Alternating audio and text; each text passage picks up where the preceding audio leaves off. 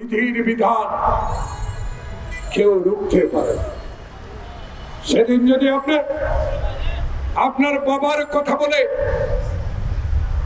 আপনার বাবাকে স্বাধীনতার সপক্ষের কথা বলে বাংলাদেশের মানুষকে বেঁচে থাকার অধিকারটুকু দিতেন, সাংবাদিকদের লেখনীর স্বাধীনতা দিতেন, সকল পত্রিকা যদি সেদিন বন্ধ না করতেন, সেদিন আপনার বাবা সংসদে দাঁড়িয়ে চিৎকার দিয়ে যদি না বলতো কোথায় সিরাজ সিদ্ধান্ত,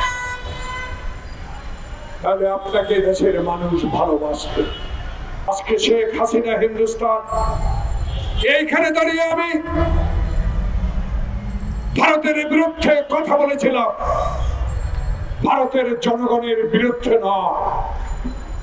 ভারতের বর্তমান প্রশাসন যারা বাংলাদেশের ন্যায্য হিসাবে দেয় না, যারা বাংলাদেশের মানুষকে গোলামীর জিঞ্জিরে আবদ্ধ করতে চায়, যারা আমার ফারাক্কার বাঁধ ছেড়ে আমাকে প্লাবনে বন্যায় ভেসে যেতে দেয়, যারা আসামের বাঁধ খুলে দিয়ে নোয়াখালী ফেনী লক্ষ্মীপুরকে আজকে পানিতে ভেসে দিচ্ছে, সেই সরকারের বিরুদ্ধে কথা বলেছিলাম। সেদিন যদি 2014 সালে শেখ হাসিনাকে ভারত সহযোগিতা না করত, বাংলাদেশের এক বেঈমান ইতিহাস সৃষ্টিকারী হোসেন মোহাম্মদ এরশাদ আল্লাহ থেকে বেঁচতে নেই। ডাক্তার ইউনূসকে আপনি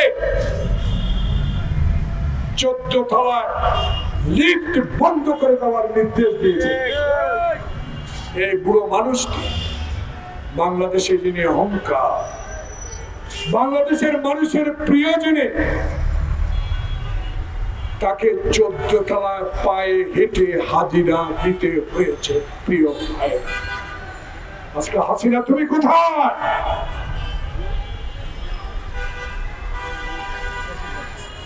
কিন্তু তাকে 14 তলায় পায়ে হেঁটে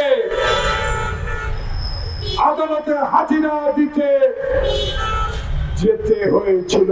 উনি এখন বাংলাদেশের প্রধান উপদেষ্টা, সরকার প্রধান, আর আপনি হিন্দুস্তান। তাই বিধির বিধান কেউ রুখতে পারে না।